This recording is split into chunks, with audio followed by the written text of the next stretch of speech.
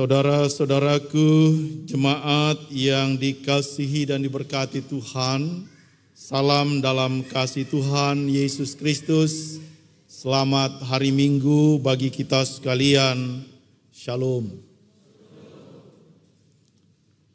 Ada sebuah kisah tentang seorang misionaris dan seorang jin penunggu pohon keramat. Pada saat sang misionaris,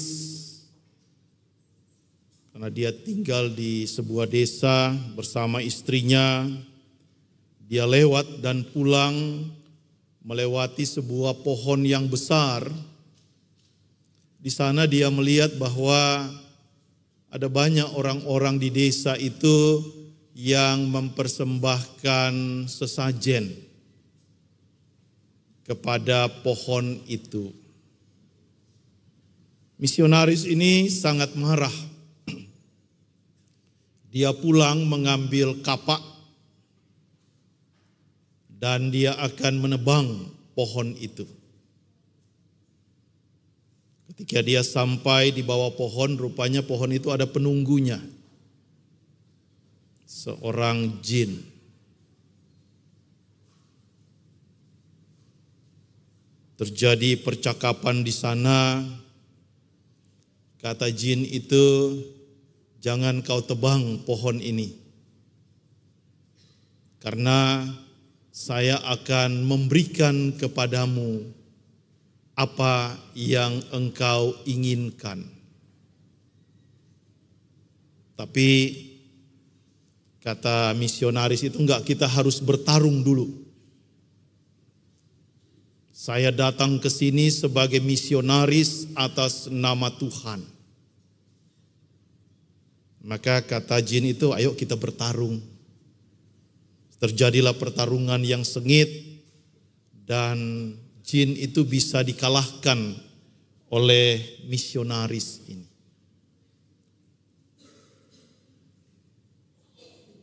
Misionaris ini katakan, kamu sudah kalah. Tapi saya mau tagih janjimu tadi, bahwa engkau sanggup untuk memenuhi permintaanku.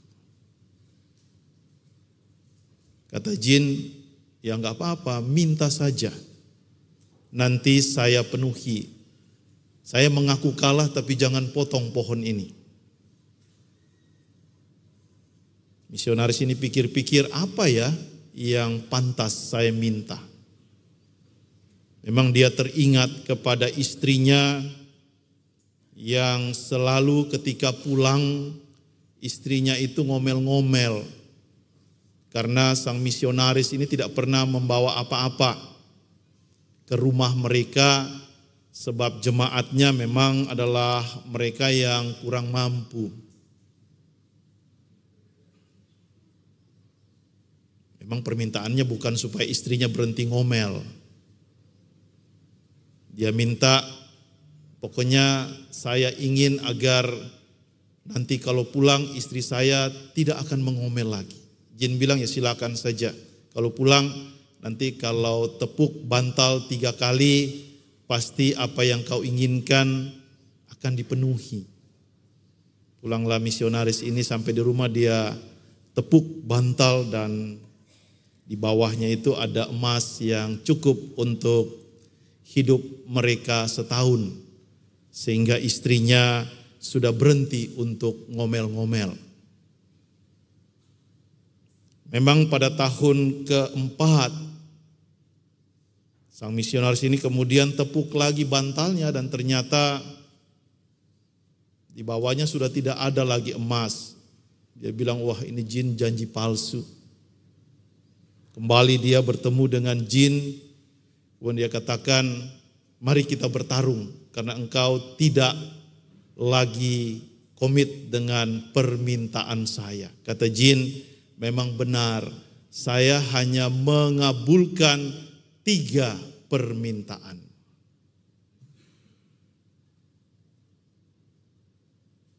Kata ya sang misionaris itu, Kalau begitu kita bertarung lagi.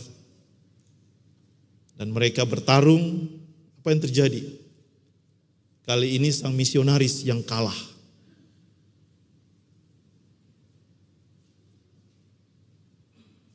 Misionaris ini heran, kenapa ya saya bisa kalah?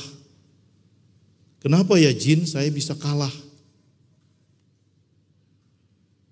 Kata jin kepada sang misionaris itu, memang pada waktu kamu datang pertama kali ke sini, kamu datang bersama-sama dengan Tuhan. Atas nama Tuhan. Tapi ketika engkau datang yang kedua kali untuk bertemu dengan saya, kamu hanya membawa kepentingan dan keinginanmu. Sehingga kamu kalah dalam pertarungan ini. Pernahkah kita kalah dalam pertarungan dengan kuasa-kuasa jahat, kuasa-kuasa duniawi? Kalau ditanya sama kita lebih banyak mana sih, menang apa kalah? Mungkin saja kita akan mengatakan mana tahan dengan rayuan dan godaan dunia ini. Godaan dunia ini begitu menarik. Apa yang dipandang, apa yang didengar, apa yang dirasa, kan semua menarik untuk dinikmati. Tidak ada yang tidak menarik. Bahkan kalau kita lihat ada iklan di TV-TV itu tentang Om Jin. Kan begitu. Ada orang yang jalan tiba-tiba senggol apa itu? Teko ajaibnya dan keluarlah Om Jin. Om Jin bilang, aku akan kabulkan satu permintaan. Memang itu iklannya sih agak lucu-lucu. Jadi tidak bikin orang bosan. Pada suatu hari dia bertemu dengan seorang perempuan yang minta dikabulkan satu permintaannya. Mintanya apa? Karena dia belum menikah, dia minta saya mau yang mendampingi itu saya yang pertama tidak suka marah-marah. Yang kedua, dia harus langsing. Yang ketiga, dia harus setia. Kemudian Om Jin katakan, saya kabulkan permintaanmu. Truk. Yang datang siapa? Seekor anjing.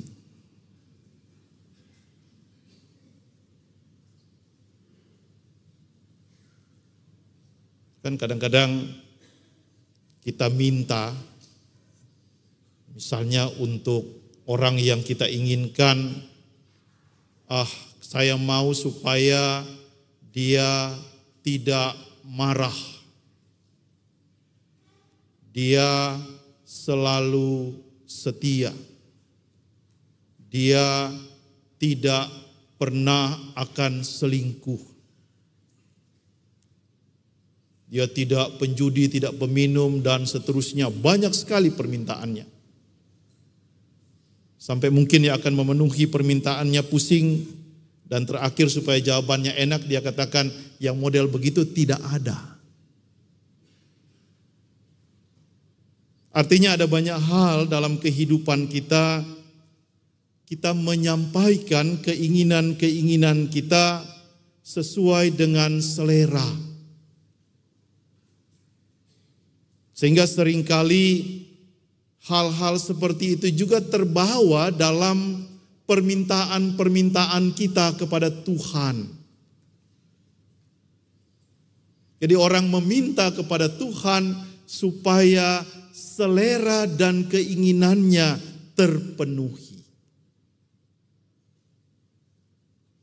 Masih kalau orang GPIB itu selera dan keinginannya itu ya terutama dalam soal makanan itu bagus gitu ya.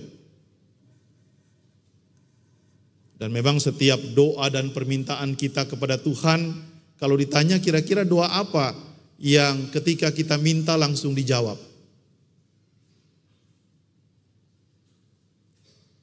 Doa yang kita minta kepada Tuhan itu dan Tuhan langsung jawab adalah doa makan. Kan habis berdoa langsung makan. Ada nggak orang berdoa makan, habis berdoa makan masih cari-cari dulu makanannya? Kan nggak ada. Orang itu kalau doa yang paling cepat terkabul itu ya doa makan. Karena habis berdoa langsung makan. Tapi banyak juga doa-doa dan permohonan kita seolah-olah tidak dikabulkan Tuhan. Ada doa-doa yang kita sampaikan, kok sepertinya Tuhan tidak menjawab doa kita.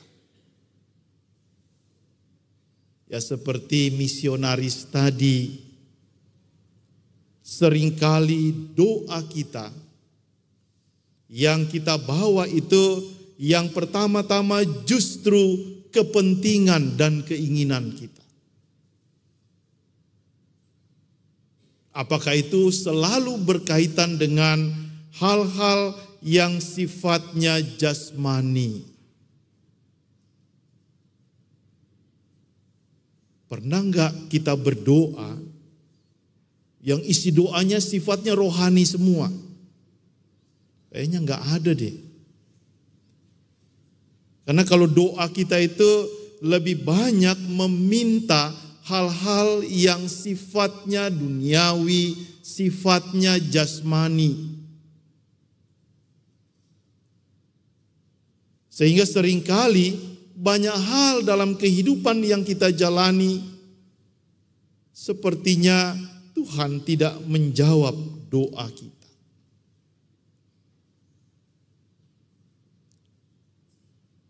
Jadi enggak boleh Pak Pendeta doa untuk hal-hal yang jasmani, boleh saja. Apakah ada yang mengatakan atau berdoa kepada Tuhan, ya Tuhan aku bersyukur karena aku sudah diselamatkan dan masuk dalam kehidupan yang kekal. Bawalah aku masuk kepada kehidupan yang kekal. Ada yang enggak begitu doanya? Kalau doa seperti itu, kayaknya Pak Pendeta sudah dekat-dekat kita mau selesai hidup ini. Jadi artinya dari apa yang kita baca melalui Yohanes pasal 6 ayat 25 sampai dengan 26 ini, kita bisa melihat bahwa banyak orang-orang banyak itu datang mencari dan mau bertemu dengan Yesus. Tetapi motivasi mereka untuk bertemu dengan Yesus itu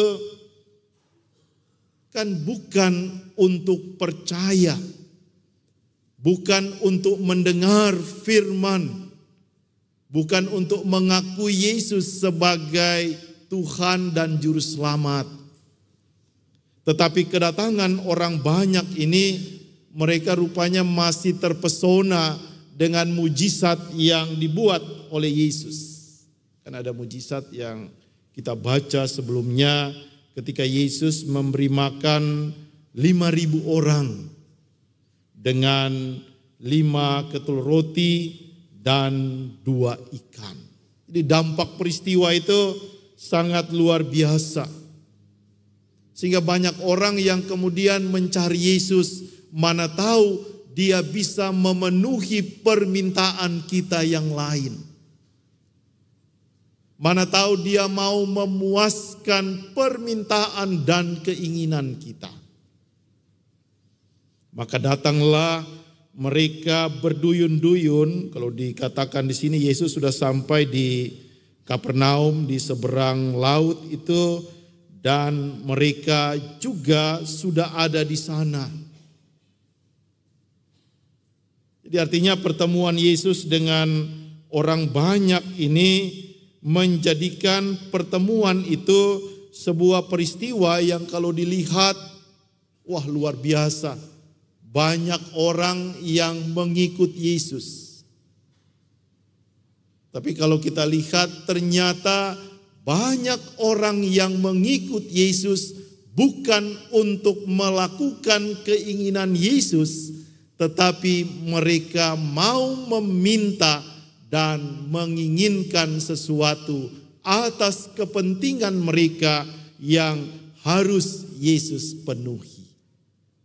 Karena itulah di bagian ayat 26 itu dikatakan bahwa Yesus tahu bahwa mereka yang mencari Dia bukan karena melihat tanda-tanda, bukan karena melihat mujizat dan percaya kepadanya, tetapi karena mereka telah makan roti dan menjadi kenyang. Jadi artinya motivasi mereka datang bertemu dengan Yesus supaya dapat roti, supaya perutnya kenyang.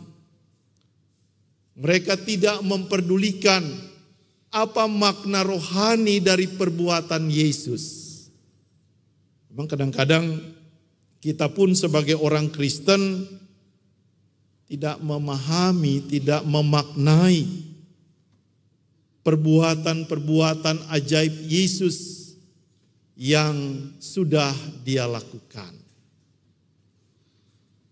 Memang seringkali orang menganggap bahwa segala yang dia minta kepada Yesus harus dipenuhi.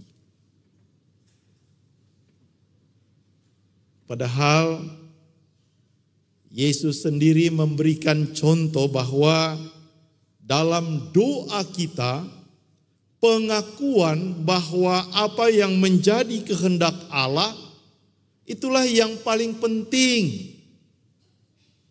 Makanya di Taman Getsemani itu ketika Yesus berdoa, Dia katakan, bukan kehendakku yang jadi, tapi biarlah kehendak Bapa yang jadi. Jadi orang tidak memaksakan kehendaknya kepada Allah. Justru dalam doa itu kita belajar untuk menerima kehendak Tuhan terjadi dalam hidup kita. Memang penting mengejar hal-hal yang rohani. Penting juga melakukan pekerjaan-pekerjaan untuk memenuhi kebutuhan jasmani. Tetapi Yesus mau katakan di sini bahwa kebutuhan rohani itu menjadi kebutuhan yang utama. Kenapa jadi kebutuhan yang utama? Kalau orang tidak menjadikan makanan rohani itu yaitu firman Tuhan sebagai kebutuhan yang utama, maka dia akan sulit mengatur dan mengelola hal-hal yang sifatnya jasmani.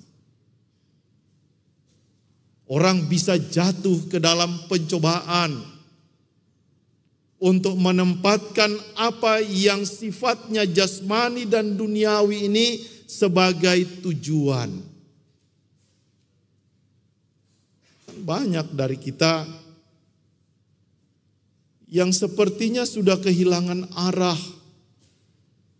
menempatkan hal-hal yang jasmani itu justru sebagai tujuan. Sehingga godaan mata, godaan telinga, godaan yang terlihat itu sangat mudah mempengaruhi kita untuk diikuti. Karena itulah memang orang harus menjaga agar prioritas hidupnya ada pada memenuhi kebutuhan rohani yang utama. Jangan sampai godaannya untuk menerima dan mengutamakan yang jasmani itu menjadi tujuan yang utama.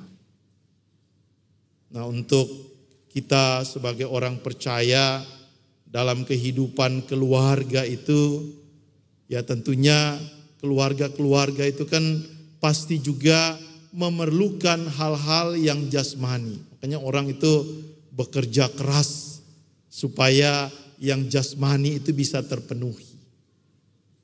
Mungkin saking kerja kerasnya baik di kantor maupun di rumah itu kan seringkali kita merasa letih, merasa lesu. Kalau bapak-bapak itu kalau pulang dari kantor atau pas hari libur kan biasanya dia lihat istrinya itu lesu-lesu. Dan bapak-bapak itu harus berpikir kalau istrinya kelihatan lesu berarti dia perlu healing. Ada bapak-bapak yang perhatikan istrinya lesu apa enggak di rumah? Kata bapak, boro-boro perhatikan istri katanya. Lebih senang sih dia nonton TV atau apa gitu. Jadi kalau bapak-bapak itu lihat istrinya sudah lesu-lesu di rumah, ajaklah dia jalan-jalan, halan-halan ya. Bilang, "Ma, karena hari Sabtu ini hari libur, ayo kita pergi ke mall yuk." Oh, istrinya semangat. Ganti baju langsung jalan ke mall. Sampai di mall, suaminya ingat masa pacaran dulu. Dia gandenglah istrinya itu sambil jalan sepanjang mall. Ada bapak-bapak yang suka gandeng istrinya sepanjang mall, jalan-jalan gitu? Kalau ibu-ibunya digandeng, nanti apa celutukannya? Udah gak usah gandeng-gandeng, sudah tua. Tapi bapak itu kan harusnya gandeng istrinya ke mall, apalagi ke gereja. Jadi kalau bapak-bapak gandeng istrinya ke mall itu kan menikmati semua yang ada, makan baru pulang. Sudah istrinya sudah segar. Sampai di rumah istrinya itu sangat senang kepada suaminya. Dia bilang, "Pak, kamu tadi mesra banget deh. Enggak nyangka kamu bisa romantis begitu." Loh, kenapa memangnya? Tadi kan kamu gandeng tangan saya mengelilingi mall. Kata bapaknya, "Iya, saya sengaja memang gandeng tanganmu supaya kamu jangan belok ke toko baju."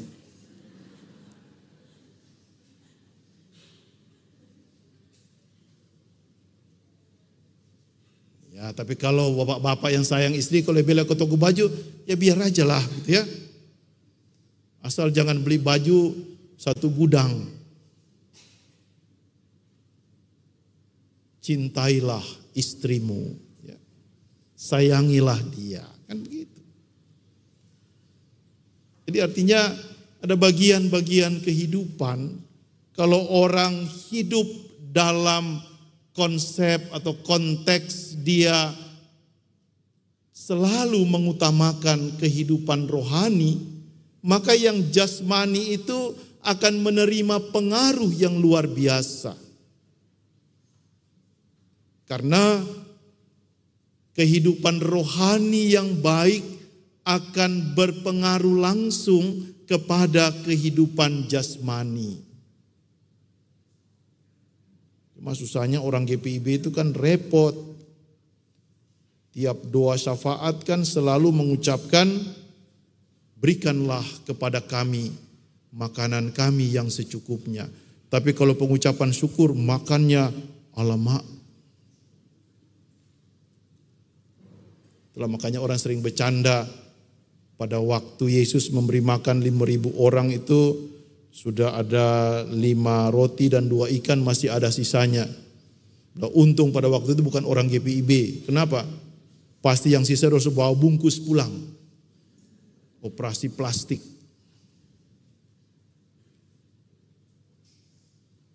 Tapi Tapi bagaimana kita menikmati makanan rohani itu dalam korelasi dengan kehidupan jasmani itu pastilah sangat baik adanya. Karena orang yang mengutamakan kehidupan rohani itu kan yang pertama-tama dia menempatkan Tuhan dan kehendaknya sebagai yang utama, dan juga dia tahu bagaimana melakukan kehendak Tuhan itu dalam praktek kehidupan. Sehingga orang yang mempraktekkan kehendak Tuhan itu secara sungguh-sungguh, kata firman Tuhan, berkat, anugerah Tuhan sediakan dan penuhi dalam hidupnya.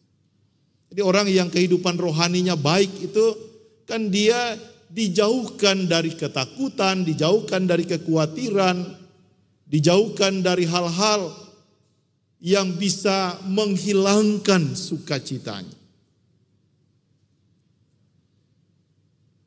Memang kalau sukacita itu hilang, kan susah kita. Kan sama dengan orang lagi pacaran itu, mereka suka katakan yang paling menyakitkan dari pacaran itu apa sih? Mungkin kalau penyakit itu kan, kalau ginjal itu antinya itu garam. Kalau kolesterol itu antinya yang lemak-lemak.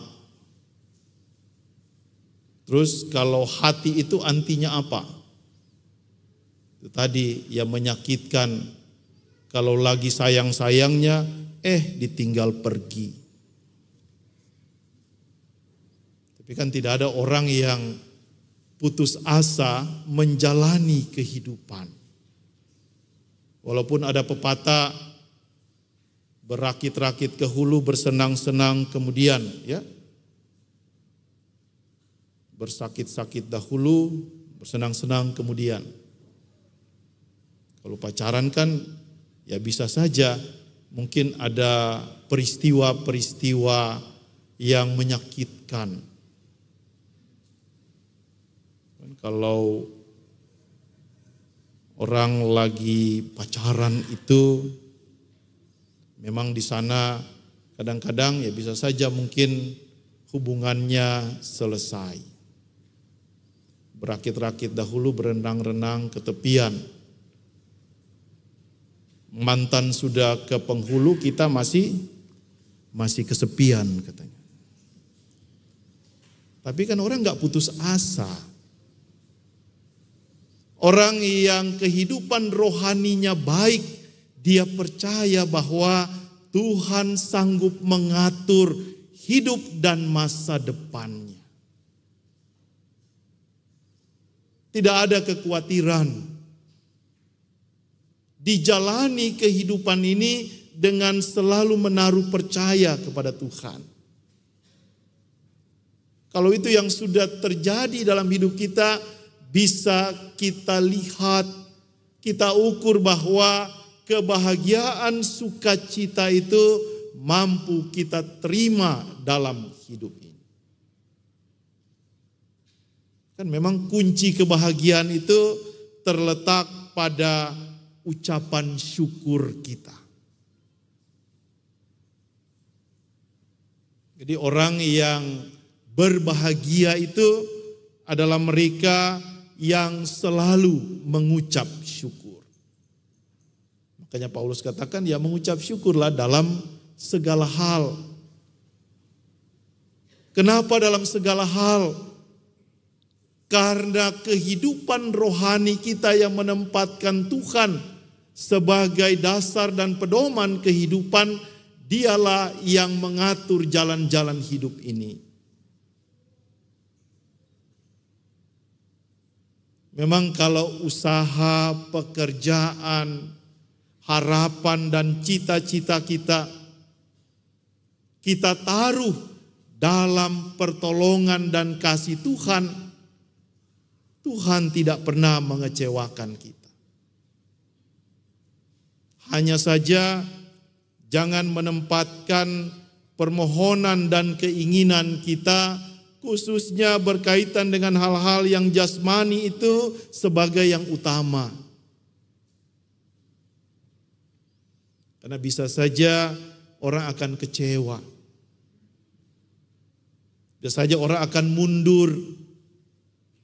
Bisa saja orang akan mengatakan, imanku ini gak bertumbuh. Ia gak bertumbuh karena yang kita inginkan, kita pikirkan dan kita mau itu adalah bagaimana Tuhan memenuhi keinginan kita. Padahal bertumbuhnya iman itu bukan hanya dalam perkataan dan perasaan, tetapi bertumbuhnya iman itu justru terjadi dalam perbuatan-perbuatan kita melakukan kehendak Tuhan. Di sana iman kita bertumbuh. Bukan pada Tuhan yang memenuhi semua keinginan kita, tapi kita yang memenuhi keinginan Tuhan. Ada orang yang datang kepada saya, Pak Pendeta, iman saya tidak bertumbuh. Saya bilang barangkali kurang urea sama NPK kali. Memangnya kenapa? Banyak hal dalam hidup saya, sepertinya Tuhan tidak pernah menjawab doa saya. Tuhan sepertinya tidak membuat hidup saya lebih baik dari apa yang saya inginkan sekarang ini. Saya katakan justru orang beriman itu dia pertama-tama harus tahu bahwa Tuhan sanggup mencukupkan segala yang dia perlukan. Persoalannya kita nggak selalu mengatakan tidak bisa menerima yang cukup. Kita selalu mau yang lebih. Sehingga yang lebih itu justru yang mencelakakan kita. Kan begitu. Banyak orang yang ketika makan itu semua sudah tersedia di depan, banyak makanannya. Kemudian minta supaya pendeta, Pak Pendeta berdoa dong untuk makanan dan minuman ini. Pendeta berdoalah untuk makanan minuman. Kemudian ada orang yang sudah tahu asam urat, darah tinggi, kolesterol berlebihan. Semua makanan diambil. Ditegurlah. Pak, kan Bapak sakit, makan kok banyak begini. Apa yang Bapak itu jawab? Tidak apa-apa, tadi kan pendeta sudah berdoa, jadi makanan ini sudah sehat. Nenek moyang memang dua pendeta itu mau kasih kurang kolesterol. Doa itu sebenarnya mau mengingatkan kita tentang penting makanan dan minuman.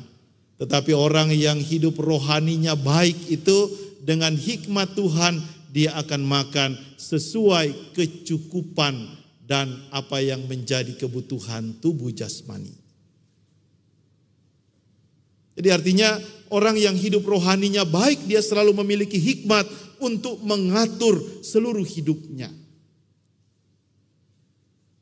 Karena itu kalau kita lihat orang yang hidup rohaninya baik, kemanapun dia pergi, kemanapun dia hadir, selalu yang dibawa ke sana adalah sukacita. Bagus kalau datang dalam persekutuan itu banyak orang sudah datang, waduh bapak ini, aduh ibu ini datang, kita enak ya, kita sukacita. Apalagi kalau ibu ini datang dia suka bawa cucur sama panada. Sukacita. Tapi ada juga orang-orang yang dilihat gitu ketika dia datang, mereka lihat, aduh dari jauh, astaga. Kenapa Pak? Racun sudah datang.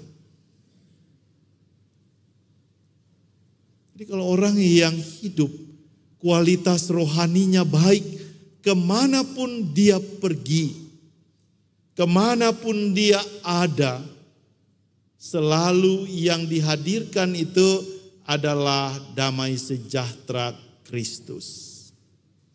Kalau hari ini kita memiliki komitmen untuk menjadikan makanan rohani sebagai yang utama, biarlah komitmen itu menjadi ikatan yang tertanam dalam hati pikiran kita dan juga mampu kita praktekkan dalam kesaksian kehidupan.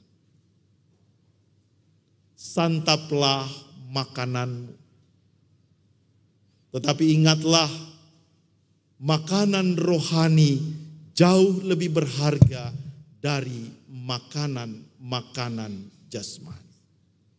Sehingga dalam satu keyakinan, pengharapan iman yang teguh, aku mau selalu hidup mengandalkan kuasa dan anugerah Tuhan.